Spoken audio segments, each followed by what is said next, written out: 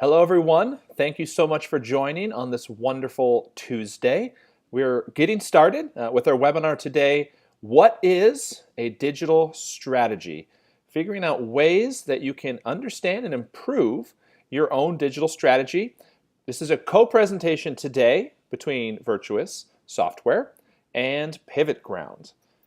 Now, just a couple things to keep in mind as we get started. First, this presentation is being recorded. You will receive a copy of this presentation following the webinar and a copy of the slides. So sit back and relax, enjoy, feel free to just listen. All of the information will be delivered after. All attendees have been muted. If you do have a question, please enter it in the Q&A box. You'll find that in the top left corner of the Zoom webinar window. You'll see it circled right there. Type in your Q&A. We're going to save and answer all of your questions at the end of the presentation. Now, just as a quick introduction, my name is David. I'm the Director of Sales here at Virtuous Software. Virtuous is a nonprofit-focused CRM. We are looking to help charities create better personal relationships, deep and meaningful relationships with all your givers, no matter the size of the contribution, ultimately helping you reduce costs, maximize impact. And today our featured presenter is Sarah Olivieri from PivotGround. Sarah's going to be walking us through her background and how she approaches understanding digital strategies. So with that, I will kick it off and hand it over to Sarah. Again, keep in mind, type in your Q&A in the top left, and we'll answer that at the end. So with that, Sarah, please take us away.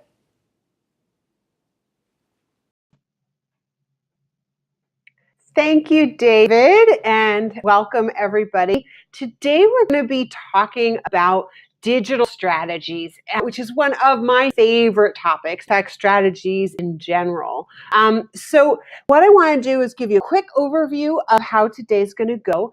We're going to define what a strategy is, because we have to do that first. And we're going to talk about the difference between a true digital strategy and a digital marketing strategy, because there's a lot of confusion out there about the difference between those two. And then I'm going to give you my 4 top secrets for making better digital strategies. And now the secret number 1, I'm so excited to share with you, because this is a secret that actually I have found saves so much planning time. When we do it at PivotGround, it cuts our planning time in half while making our strategies even better. So definitely stay tuned for that. But before we get started with all of that, I want to tell you a little bit about how I learned the value of a strategy.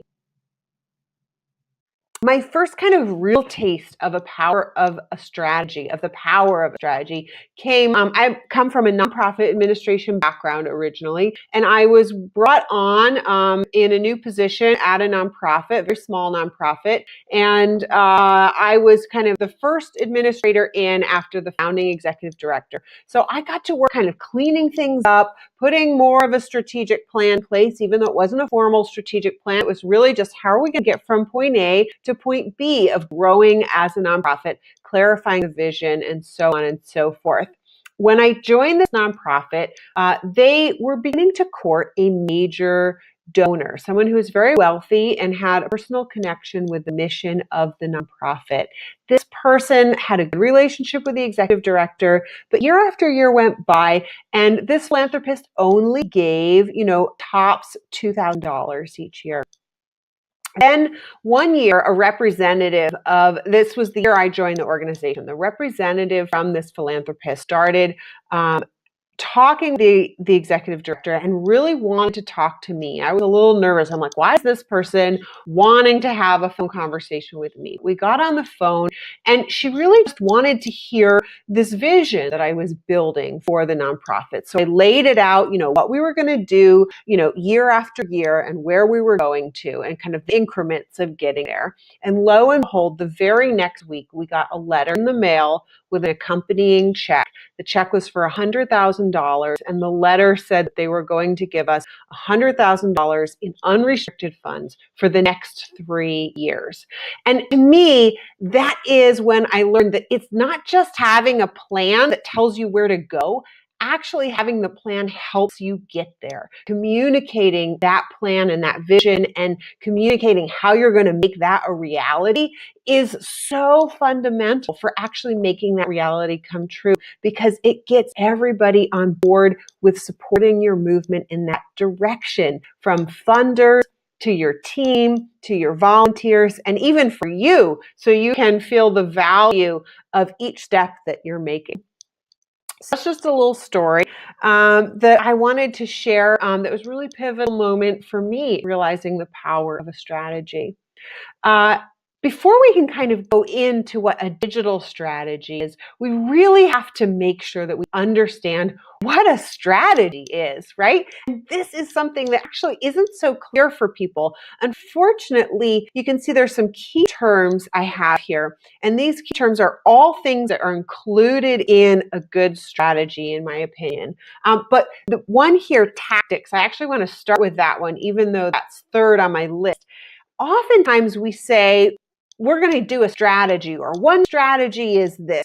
And what people really mean is it's a proven tactic. Typically in that situation, if you do steps X, Y, and Z, you will get this outcome or this type of outcome. But it's not really a strategy. A strategy includes, it's about specifying the specific goals that are going to specifically achieve your vision, and then outlining the steps that you're going to take in order to achieve those goals. And typically these are identifying proven tactics that will help you get there, or creating new tactics. This is where the execution of the strategy begins. A strategy at its core is a plan of action. It's about getting from point A to point B. And of course, no great strategy would complete if we didn't actually build some of our key measures into that strategy. Some people use the term KPIs, key performance indicators. Some people just say, what are your metrics? I like to use a term called critical success factors, because to me, that says what is the next really important, or what are the next few really important things that we're going to measure. This is especially important for nonprofits, because often our goals are lofty. We have chosen to take on like the world's most challenging problems, right? So, we might not achieve our goal, but we're going to chip away at it bit by bit, so we can put in those critical success factors to know just how far we're going. So now that we have what a strategy is out of the way, let's go about the difference between a digital strategy, a true digital strategy. I'd like you to think of it as a comprehensive digital strategy, so you're not confused in the future, and a digital marketing strategy. I think just because digital marketing strategy is such a long phrase, digital marketers just started calling it a digital strategy, but it's making it confusing for everybody who actually needs a digital strategy, and a digital marketing strategy could be a part of that digital strategy. So what are the differences between the two? First of all, a digital strategy is all about your organization and how it's running. It's kind of like a strategy for your business plan, and digital these days touches every part of your business. Now, what is digital? In case you're not sure, not everybody knows. These days, when we talk about digital, typically we mean anything that kind of lives or comes from the internet. I used to like to say web-based, but still the term digital prevails. So, and its big goal of a digital strategy is how to make your organization more effective at achieving its mission and more efficient at achieving its mission. Now, a digital strategy will probably have one small part of it, not small, it will have one part of it that is your digital marketing strategy. Just like it might have a digital component to how you're going to do your human resources, how you're going to communicate internally, how you're going to maybe automate some of your financial systems. All sorts of things could be involved in that digital strategy. We know a digital marketing strategy specifically when we start seeing things mentioned about content marketing or blogging or getting articles published in other places on the internet or other mediums. We talk about like our media, our owned media and our paid media, etc. SEO and PPC, that's search engine optimization and pay per click. Often PPC now is Google AdWords advertising. There's certainly other forms. Social media marketing, Facebook specifically, of course, is huge. Email marketing. These are all kind of the main components of a digital marketing strategy. You may see these components as part of a marketing strategy and part of a larger digital strategy. But in a digital marketing strategy specifically, you're not going to see other parts of the business show up. And what's the big goal for a digital marketing strategy? Is conversions. You might think of it as engagement. We want to get our audience, whoever we're talking to, engaged. But ultimately, this concept of conversions, which is basically when you change somebody's behavior, they are converted. So, and you'll have to set your own goals for that. So it might be they made the donation, that's a conversion, or they signed up for your email list, that's a conversion, or they did a much bigger step. So that's what a digital marketing strategy is about. Now, I thought we'd just play a little game to help you identify when you're looking at a digital strategy and when you're really looking at a marketing strategy that's usually using the digital platform to market on. So, of course, no better place to get answers from than Google. And Google Images is great for those visual learners. So you can see here that I've actually copied a screenshot, that's me in the corner, of what is a digital strategy. And this is just to show you how many things are labeled digital strategy, but not all of them are true digital strategies or comprehensive digital strategies. Some of them are actually digital marketing strategies. So let's go through and see how we do. So first up, we have this image. These are the actual Google images that popped up in my search results. So take a look, see the various elements in this image, and either feel free to pop it in the chat. Your answer, is this a digital strategy or is this really a marketing strategy that's been mislabeled as a digital strategy? So if you answer digital strategy, then we are in agreement. That's absolutely what I'm seeing here, the elements of a digital strategy. Next up is calling it a strategy. We've got owned properties, earned media, sponsored media, and social platforms. Take a look, think about it, put it in the comments if you want, or just give yourself the nod in your head. Is this a true digital strategy, or is this actually a marketing strategy? And the answer is, it's a marketing strategy. There's nothing really about business or organizational development or the organization as a whole in this example. Next up, it says it's digital strategy. Is it? We're talking about website, financial, digital marketing, etc. We're going around. And then there's some additional information, sales and operations, leadership, casting. So take a moment. Is this a digital strategy or is this a marketing strategy?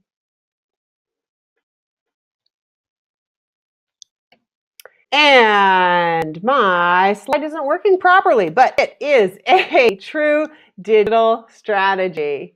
There we go. And next up, here we go. One more sample. We have this clever guy. He's talking about branding, competition analysis, user groups and behavior, content strategy, cloud computing, viral marketing, SEO, SEM, SMO, etc. And it says maximize your digital footprint. Is it a digital strategy or is it really a marketing strategy in disguise? It's really a marketing strategy. And if you have questions about what any of these elements mean, please feel free to ask them at the end or pop them into chat as a question so that we can answer them for you. Okay, here we go. This is a kind of a full one. We've seen website at the core, and then going around the outside edge, we've got additional marketing, content, SEO, development, PPC, reputation, social, software, and finally, is it a digital strategy or a marketing strategy? This is really a representation of a marketing strategy and not a full digital strategy. One last one for you. It says digital strategy framework. Is this really a digital strategy or is this a marketing strategy? In the core, we have business levers, digital levers, and enablers. Take a moment to think about your answer. And this is a true digital strategy that they've outlined here. This is not just the marketing elements, but everything about how digital is going to improve the way your organization can operate. I lied. I have one more. This one so clearly says it's digital strategy. It must be a digital strategy, right? And not a marketing strategy. Take a look at the elements. They're wiggling for you. But the answer is that it's really a marketing strategy. A lot of this looks like it's around, e-commerce, ebooks. They're all places where you could be putting your information. Anyway, thanks for playing my little game. If you have questions about those, again, please ask at the end. So now I just want to share with you my 4 secrets to a better digital strategy. Now, some of these are really the basics of great strategy. Some of these are specific to digital. So let's go ahead and get started. We're going to count down from 4 to 1. So secret number 4. This is my concept. I call it the digital brain. And this is actually one of my original napkin drawings that I've scanned in for you. So in order to really take advantage of the digital landscape, there are actually 3 components anytime you're doing something digital that you need to be aware of. And if you don't have something from all 3 categories, then you probably could be doing a lot more. I like to think of this as a face and a brain. So the interface is circle. That's like the faces of the internet. And then you have your right brain and your left brain, right? We all know your right brain's the creative side, right? So your right brain is the content. Facebook is really just a technical interface. A website is just a technical interface. And there are people whose jobs it is to build that interface. But when we look at those interfaces as customers, we often think that the website is everything, but the website is the frame. It is the face or the interface that's holding this content. It's the content that brings the engagement to life. When you put that content on the interface, that's where the magic happens. And we're looking at that content when we're actually using the interface. This could be visual content, audio content, and written content, of course, is one of our most powerful tools on the internet. So there's words everywhere. So this is really important. And the old internet was really about content and interface. But new internet has this data piece. We're able to get data out of the way people are engaging on the internet. And we need to be looking at that data, analyzing it, making predictions, and communicating that knowledge that we gain from it to our content department. And I share this visual of the digital brain for 2 main reasons. One is I really hope you take away from it that there is no one person who is extremely proficient in right-brained activity, extremely proficient in left-brain activity, and can handle building interfaces. In fact, typically building the interfaces, which is pretty high-level work of the internet, pretty much none of you will be doing that. That usually takes both people who are more visual content oriented. They tend to be UX designers, user experience people, and then people who are more code, kind of left brain thinkers who are actually going to write up and build the algorithms. As far as what you're creating, you're going to be doing a lot of work in the right brain and the left brain. And so probably the person who's going to be analyzing this data is probably not the person who's going to be creating content. Having a one-person marketing department just isn't going to work. So that's the one thing I want you to take away from it. And the next thing I want you to take away from it, as you put your plans together, I encourage you to label each kind of to-do item that you put out there with one of these 3 things. And if you're missing one column or you're really weak in one column, you need to build that up. You know that your digital plan is not as strong as it could be if you're kind of really weak in one of these 3 areas. That's a digital brain. Strategy secret number 3. What can you leverage? As you put goals into your strategy, you want to be asking, what can I leverage to achieve that goal in a more efficient or more effective manner? So here are a few things that you can leverage. You can leverage money. If you have money or you can get money, pay for it, pay for something. Leverage your ability to pay for something. You can leverage time. Maybe you don't have a lot of money, but you have a lot of time to learn a new skill or just put a lot of, elbow grease into something. Know-how and experience is another thing you can leverage. And this is something I'm often advising clients on. This is something that's really like, here's a thing, you need a lot of advanced knowledge and know how to do it right. This is where you should spend some money and take advantage of an expert. And this is an area, and then on another side, there may be an area where you can put in, you can learn what you need to know, but you don't have to be a true expert, or, it's kind of like a easy learning curve to gain this new skill. And you should go ahead and save your money for something else and do this yourself. And then another thing, of course, to think about leveraging is relationships. Do you have a connection with somebody who can help you do this, or who knows the next person you need to know to get this thing done? And finally, as I mentioned before, tactics. This is where you think about tactics. So you say, I need more people to be aware of this issue that my nonprofit really advocates around. Well, a known tactic would be content marketing. And then there's even more specific tactics. So you can kind of take best practices and say, what tactic that's been shown to work in a similar situation will apply to my situation, and leverage, build on the work of others. Strategy secret number 2, setting better goals. Now, I know those of you who've thought about goal settings, you think I'm going to talk about SMART goals, but I'm not. So, SMART goals are great, but there's a level that many people are missing. And this is so crucial to setting better goals. And there's some real academics. This is actually a topic of study for some people. And pretty much all goals can be broken down into these 2 larger categories: process goals and outcome goals. Outcome goals are goals that you want somebody else to do or think.